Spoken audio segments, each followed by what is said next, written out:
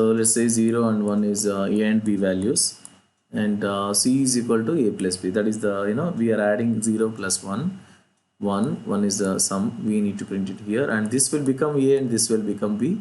So 1 plus 1 is nothing but 2, and again 1 plus 2 is 3, again 3 plus 2 is 5, 5 plus 3 is 8, and so on. Okay, goes like that. So in this way we go for Fibonacci series, guys. Okay, how to do this? So very simple logic we need to write. Let's switch to this what you call Notepad++. So open new program. So here I'm taking new. Let's copy this code from here.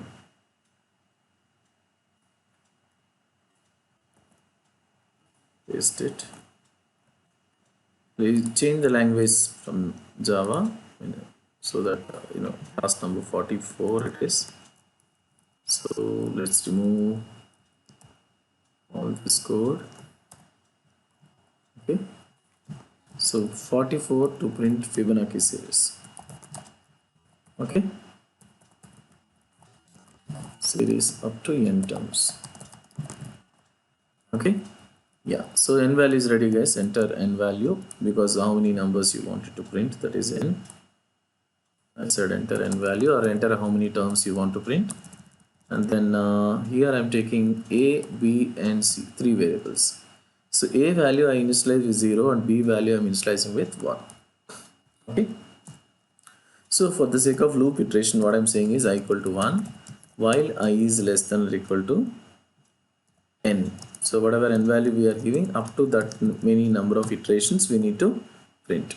So that is said to be I value 1, I less than or equal to n. Now what we are doing, so we need to calculate c is equal to a plus b, sum of a and b, and after that a equal to b, b value we need to send to a, and c value I need to send to b. Okay, so we need to increase, guys, for the sake of loop iteration. And most of the guys will do here as printing c value actually.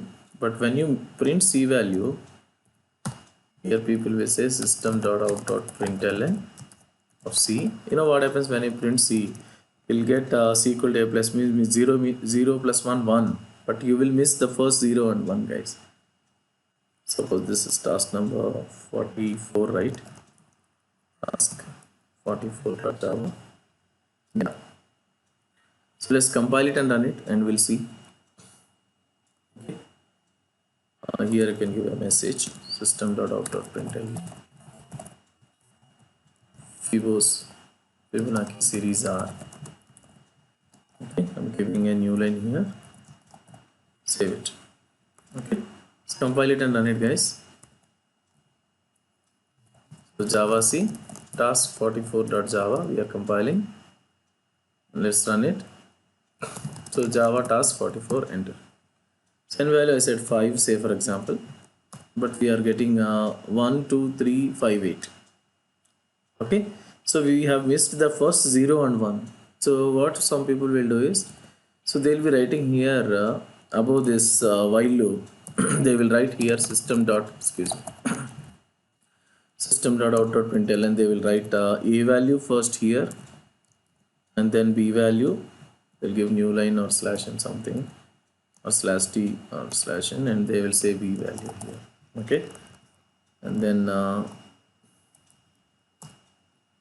you can see 5 means you are getting like this. So 0 and 1 we are printing manually, guys, just because we are printing c. And see, altogether if you see, these are 5 numbers and these are 2, total 7. So what people will do is I less than or equal to n minus 2, like that people will say. But instead of that, what we can do is delete this line. We need not do it. Just you need to delete this line number 17 and keep it above this, above the line number, I mean c equal to a plus b. But rather than printing c, if you give a, you will get correct output, guys. Okay, so including 0 and 1 we need to count. That is the actual Fibonacci series count. Okay, so we have to print a here. Let's check it out. After changing it a, let's see the output. Go to Command prompt, compile it again. Java C task44.java. So Java task44 enter. So let's say 5 now. Now you'll see you're getting series from 0, 1, 1, 2, 3. Just because we have printed A value instead of C value. Okay. So now 1, 2, 3, 4, 5. So it's perfect. So let's give 8 now. Let's say n value 8. Now you can see up to 13. Okay. So like this we can make use of the logic to print Fibonacci series up to n terms. Okay. Yeah. So thank you guys. See you in the next video.